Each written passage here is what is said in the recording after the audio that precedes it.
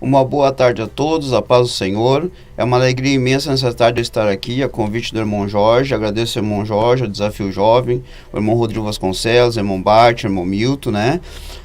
Por hoje eu estar aqui no Desafio, né? Meu nome é Rodrigo Machado Brandão, eu tenho 41 anos de idade, né? Me encontro no Desafio há 6 anos e meio. Tive uma vida bem conturbada desde a infância, né? Onde não conheci minha mãe biológica, fui largado, né? Pelo que eu sei da minha história, né? Assim, acabei sendo adotado pelos meus pais que me criaram até hoje.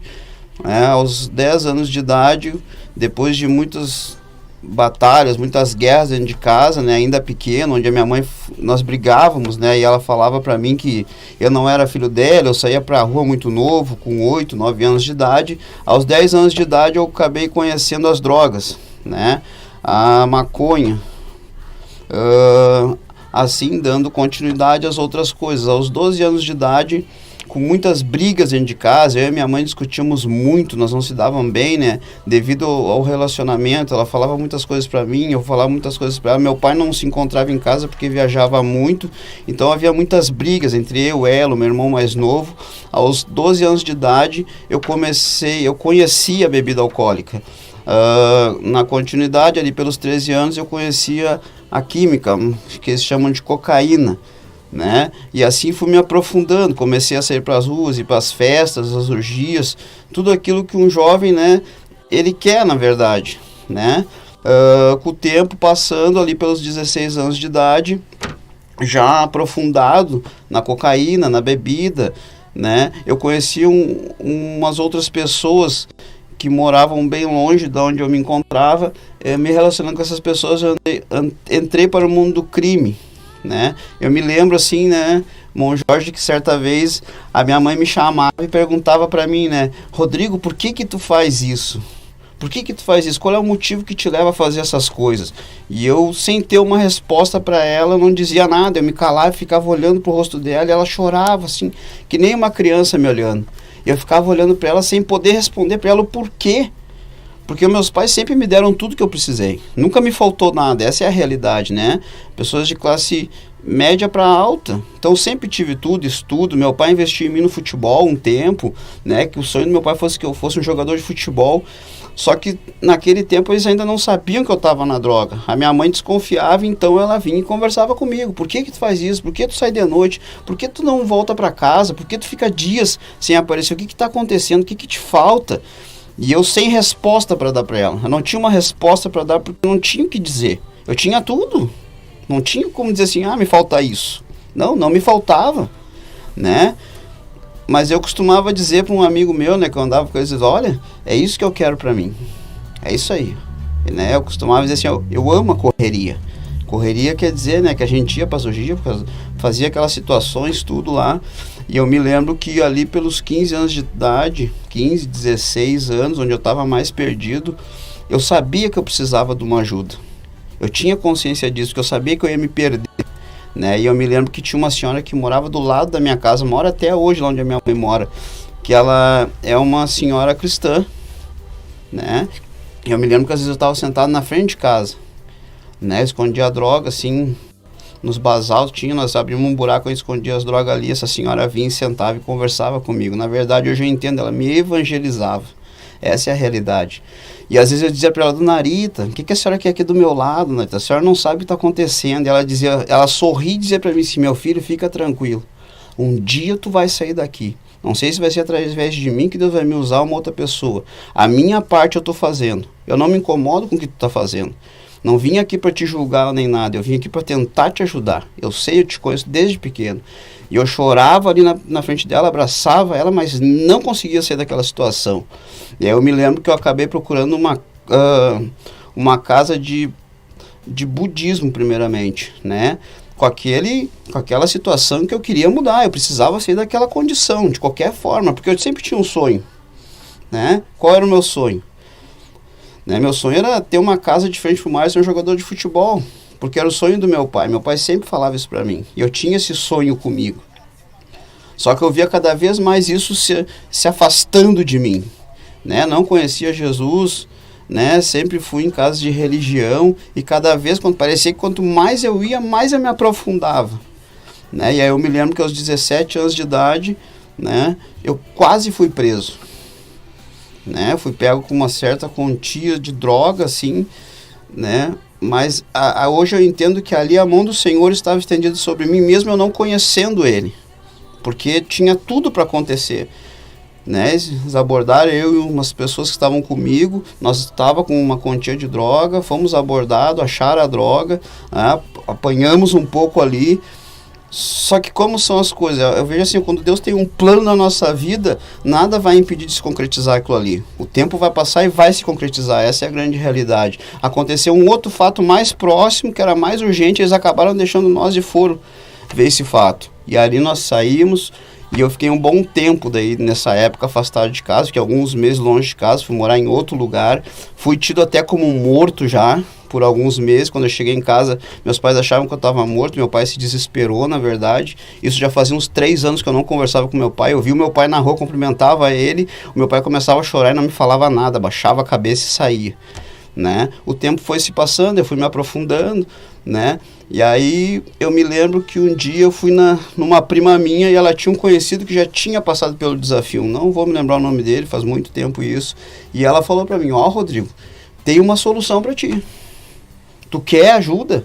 Eu disse, olha, eu preciso de ajuda. Essa é a realidade, eu não aguento mais. Ou vai acontecer 2 coisas comigo, ou eu vou morrer, ou eu vou ser preso. Eu não tenho mais o que fazer. Eu já estou aprofundado, estou andando com pessoas que não tem como. Então tá, eu vou tentar te ajudar. Eu vou ligar e daqui 1 semana tu vem aqui e eu vou te levar para um lugar. E eu me lembro que eu falei assim para minha prima, Jorge. Então tá, vamos fazer assim. Se eu conseguir um serviço dentro de 1 semana, eu não vou aparecer aqui. Se eu não conseguir, eu vou. É muito interessante, né? A gente fala, aqui no Desafio tem bastante estudos, a gente fala muito em batalha espiritual, né?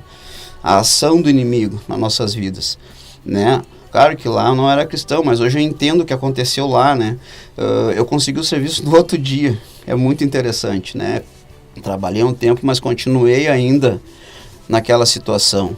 E aí eu me lembro que chegou um tempo que não tinha mais como, não tinha mais o que fazer. Eu já tinha procurado, né, de várias formas tentar parar, eu já tinha tentado, pensei uma vez em me suicidar, na verdade. Né? Eu pedi que um amigo meu fizesse uma roleta russa comigo e tentasse me matar. Né? Naquela loucura, todo mundo louco, automaticamente ele fez, né? Mas, né, eu disse, eu só tento uma vez, se não der, então é porque não é para mim, não é o meu tempo ainda. Foi feito e não era para acontecer, e não aconteceu, né? E aí eu me lembro que,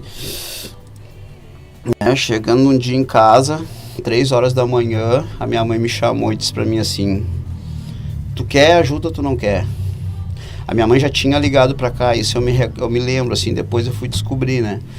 Ela disse, quero, preciso de ajuda, não tem mais, eu não consigo mais, não tenho mais força, né? A minha alma estava cansada, eu não aguentava mais. Né? Chegou a um ponto de eu usar tanta cocaína que eu usava e não sentia mais nada. Usava porque aquilo ali viciava, eu não tinha prazer, mas precisava usar. Porque é aquilo ali que mantia, aquilo ali que me supria. Né? E eu sabia que eu estava cansado daquela situação. Eu precisava sair daquela situação, me libertar daquilo ali. E minha mãe me chamou 3 horas da manhã, eu passei, chamei ela, conversou comigo e disse, tu quer... vem aqui amanhã que nós vamos tentar te ajudar. Eu me lembro que o meu pai fazia muito tempo que eu não falava com ele, ele estava na porta de casa. E eu disse pra mãe, tudo bem, mãe, eu quero ajuda, mas... E a minha mãe disse assim, pousa aí hoje. Eu disse assim, mãe, eu não posso pousar em casa, né? Porque é assim, né, irmão Jorge? Quando a gente tá no mundo, assim, de droga, crime, essas coisas, a gente cria muitos inimigos. Então, algumas pessoas rodeavam a minha casa para me matar. Né, devido a várias situações que acontecem, né? E aí eu disse pra minha mãe, não posso ficar porque, né, é perigoso eu ficar aí, tem vocês, né? E tudo. E eu me lembro que daí, nesse dia o meu pai falou. Ele olhou na porta da sala, a gente saiu assim e disse assim, eu te conheço, tu é meu filho. Se tu não entrar hoje aqui pra dormir, tu nunca mais vai voltar aqui. Eu sei quem tu é. Faz tempo que eu não falo contigo, mas a tua mãe pode te conhecer, mas eu te conheço muito mais. Né? Se tu não entrar hoje aqui dentro de casa para pousar aqui e tu virar as costas, quem sabe nunca mais tu vai aparecer. Porque eu te conheço, Rodrigo, não adianta. Eu disse, mas o senhor me conhece, mas eu não vou entrar. Eu me lembro exatamente que eu falei pra minha mãe, eu vou ficar essa noite na rua e vou fazer minha última correria. Bem assim eu falei pra minha mãe se derramou em chorar, e meu pai, mesmo assim, eu virei as costas, sem derramar uma lágrima, seco, fechado, e saí. Saí, a gente costuma dizer lá fora, né, saí louco, né, fui pra noite mesmo, de verdade. E na minha mente, era assim, ó, vou pra noite, vou usar droga, e como é porque eu tinha na minha consciência que eu ia voltar no outro dia de manhã, e a minha mãe ia me ajudar, isso eu era consciente dessa situação. Eu tinha isso comigo, mas também eu tinha comigo que eu ia sair. Aquela ia ser a minha última noite de correria. Quem sabe eu podia até ter me matado, né? E eu tinha na minha mente que eu ia pegar 2 pessoas também e ia matar porque eles me deviam. Eu tinha isso em mente. E saí, fui, até encontrei um. Olha como são as coisas. Eu encontrei um desses rapazes, ele estava armado, eu estava sem nada. E esse rapaz olhou para mim e disse assim: por que tu não some daqui? Eu não vou te fazer nada. Mas some, desaparece, vai mudar a tua vida, cara. Olha só quem tu te tornou, eu te conheço desde pequeno, hoje nós somos inimigos por causa das rinchas. Mas tu nunca me fez nada, é porque mandam fazer. Some daqui, cara, desaparece. Eu disse, eu não consigo. E ainda falei pra ele, a próxima vez que eu te encontrar, nós vamos se matar. Hoje eu não tenho nada, tu tem. E ele disse, eu não vou te fazer nada hoje, mas a próxima vez que eu te encontrar, nós vamos fazer. Então, após essa noite, eu retornei em casa, né? E a partir dali, eu dei entrada no desafio jovem de Três Coroas. Às vezes a gente acha que vai para uma mudança e vai ser tudo fácil. Não, chegando no desafio jovem, eu me deparei com algumas realidades. Claro que ali haviam pessoas que queriam me ajudar, né? Os monitores, a liderança, tudo mais. Mas com o passar do tempo eu fui me deparando com algumas coisas que haviam em mim. Né, havia muitos conflitos, muitas dificuldades, né? Eu era um cara que discutia muito, brigava muito, mesmo estando no desafio com as pessoas, né? Que nem o irmão Jorge mesmo comentou, né? Agora há pouco, né? Que muitas vezes havia, até com o próprio irmão Jorge, ele vinha falar alguma coisa, eu discutia, não aceitava naquele momento, mas depois eu me saía e ficava pensando, né? Porque uma coisa a gente não podemos negar, nós sabemos de onde nós viemos, nós sabemos quem nós éramos, né? Então depois eu vinha, me arrependia, pedia perdão, mas teve fases que foi muito difícil, foi muito complicado. Muitas vezes tive vontade de ir embora, retroceder, mas eu sabia que eu precisava mudar também, eu sabia que eu precisava de uma mudança. Eu necessitava, a minha alma clamava por uma mudança, essa era a grande realidade, né? Mesmo em meio aos conflitos, às dificuldades, né? Eu havia tomado uma decisão, eu precisava parar. Eu sabia que não ia ser fácil, mas eu precisava passar pelo aquilo ali, né? Então eu dei entrada no Desafio Jovem, dia 10 de fevereiro de 2014, né?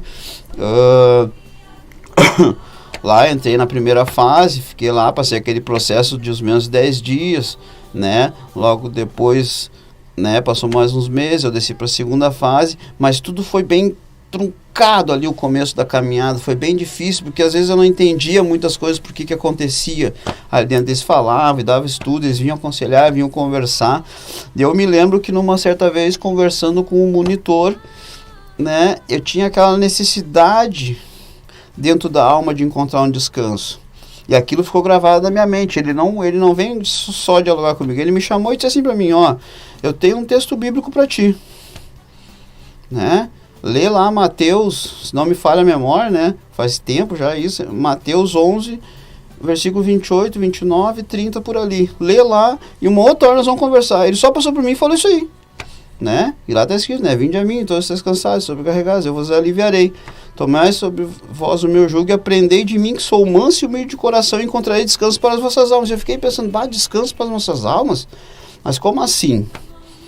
Né? Ele falou assim como se fosse algo simples, era só fazer aquilo ali, deu, e estava solucionado o problema, né? E meditando naquilo ali, né? Eu costumo dizer para alguns irmãos hoje, quando eu converso, assim, ó, não é só tu ler e meditar, tu vai ter que vivenciar na prática a situação para ter um efeito na tua vida, senão não vai ter efeito nenhum a palavra, precisa ter a vivência dela, né? E Jesus ali diz, né? Aprendei de mim, que sou manso e humilde, e aquilo bateu de frente comigo, porque eu não era humilde e não era manso também.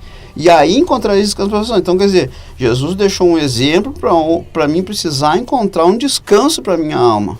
Precisava ser gerado alguns frutos em mim para daí sim, né? Mas só que as coisas não aconteceram num piscar de olhos, né?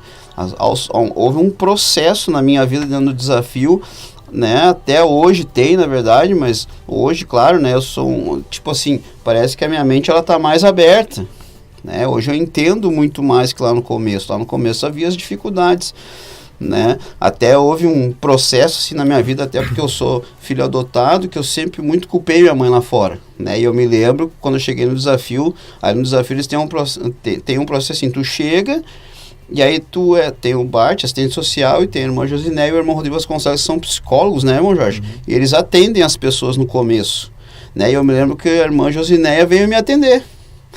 E foi muito interessante, que eu tive 5 sessões com ela, se não me falha a memória. Nas 2 primeiras, ela me atendeu como se fosse uma psicóloga. E ela fez uma pergunta para mim que eu não queria responder de maneira nenhuma para ela. Por quê? Porque eu sabia que eu tinha a resposta, mas eu não queria dar, porque aquilo me machucava. Mas eu também sabia que se eu respondesse, eu ia tirar aquilo de mim, né? E eu me lembro que numa da sessão, a irmã Josiné sentou, sou muito grato a ela por causa disso, né? Porque ali ela me abriu os olhos para uma realidade e me ajudou muito. Aquela situação me ajudou nessa área, né? Porque eu culpava muito a minha mãe, que me criou por algumas coisas e na verdade ela não tinha culpa de nada, né? Por eu ter sido largado, então houve uma rejeição na minha vida. Eu carreguei aquilo pela minha vida toda.